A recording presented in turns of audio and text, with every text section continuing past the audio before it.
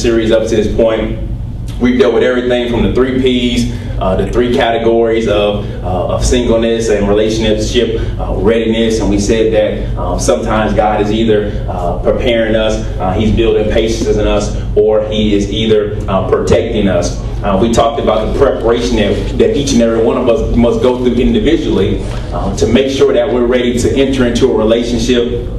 We talked about the 3 steps or the 3 phases of a healthy relationship. We said we first must establish an intellectual, then an emotional, and then the culmination of our relationship upon marriage into a intimate, a sexual relationship. We talked about sex and the value that each and every one of us have and how we cannot allow anyone to devalue us, and the benefits that we enjoy by waiting, and we also get to avoid the consequences that often come along with doing things out of order. We said that you have to do things in the right order because we said that it's not that God was against sex. Actually, God was for sex, but we have to do things in the right order, in the proper order, and then we can enjoy that which God has intended for us to enjoy. We talked about women being able to submit themselves unto their husbands, and then we talked about how husbands or men need to be able to love their wives, and that's why it's so important that we make sure that our mate does have a personal relationship so that they can be able to do that. And on last week we talked about growing together and allowing each other to develop over time. So we're gonna start at one place and we're gonna grow together, because none of us were where we are 5 years ago, and none of us won't be where we're going 5 years from now.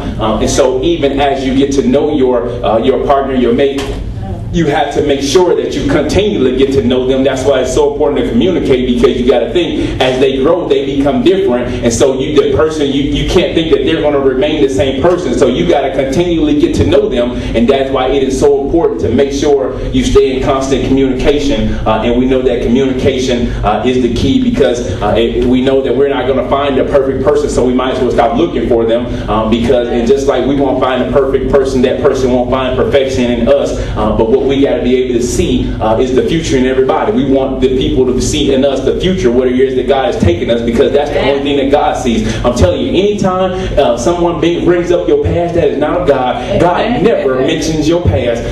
Somebody, listen, you have never seen in the Bible where God mentioned anybody past. All the things that Paul did, you never see God mention none of the stuff he ever did. He said from this point on, he said the thing he always talked about the things that Paul would do. He always talked about his future. So always keep that in mind. Anytime somebody starts bringing up your past, that you say, I know that is not of God. I know that must be the devil, because my God is not concerned about my past. He's only concerned about my future. Yes, God. You got to know that and get that in your spirit.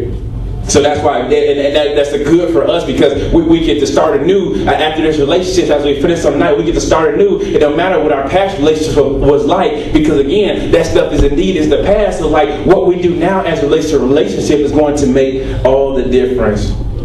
This is our final message, and one of the most important messages, a message that we indeed must get right, because all of the decisions that we make from this point on will indeed affect us for the rest of our life. It will affect the relationship we have from this point on, and so we got to make sure we do our due diligence and we learn some things and begin to apply those things to our lives. So not just the knowledge, because I've given you the knowledge in the teaching and the preaching and in the scriptures and in the handouts and in the outlines, but now you have to use wisdom and begin to apply that knowledge in which you now have, because if you don't apply it, it does you no good. That's right.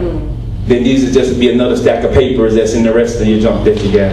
Amen. But these relationships, we got to make sure that we get this right, so that as we progress, we can move into an area where we can have the satisfaction in which we love, and we can have the love for the rest of our lives. Go with me to Ecclesiastes, the 4th chapter. Ecclesiastes, the 4th chapter. We're going to look at verses 9 through 12 and just kind of dissect them and kind of go through them and kind of deal with some of the points that I believe that the scripture shows us about relationships, and then we'll just kind of go from there. Ecclesiastes 4th chapter 9 to 12. The Bible says in verse 9, 2 are better than one, because they have a good return for their work. If one falls down, his friend can help him up. But pity the man who falls and has no one to help him. Also, if two lie down together, they will keep warm. But how can one keep warm alone? Though one may be overpowered, two can defend themselves.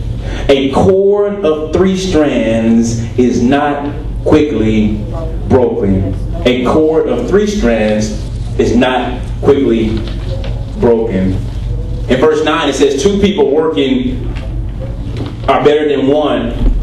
And so we have to make sure that that both parties are doing their part in a relationship. It says 2 because everybody has to do their piece. Everybody has to do their part. Everybody has to carry their load because you are not built to carry the load on your own. That is why so many. That's why so many people, especially women, have such a hard time trying to raise kids on their own because you wasn't made to listen. Children were not made to be raised by one person. So what happens is when we have children and not in a marriage union, then what happens is you have to carry the load of 2 people, and you weren't built for that. And that's why oftentimes it seems so hard, because it is hard, because you're carrying a load that was not meant for a single person.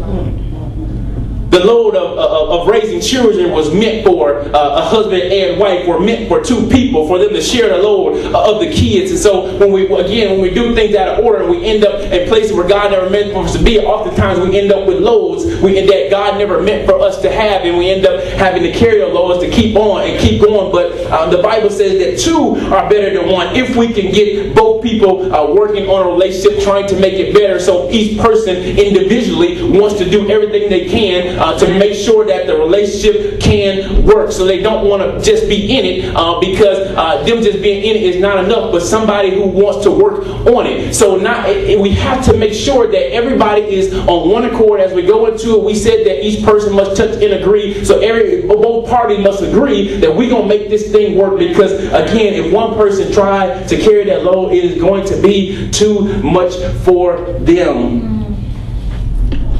Somebody that don't want to work on a relationship probably don't want to be in it. Oftentimes, too many people try to force a relationship on somebody. If they don't want to work on it, they probably don't want to be in it. And oftentimes we have an issue with being able to separate ourselves, even once we know is the best thing, is probably the best thing for us. And a lot of times we stay in places where where we should not be, only because we're scared or we're fearful to make a move and to do some things different. But you, as a believer, cannot afford to be in a relationship with that, because a relationship like that will affect you for the rest of your life.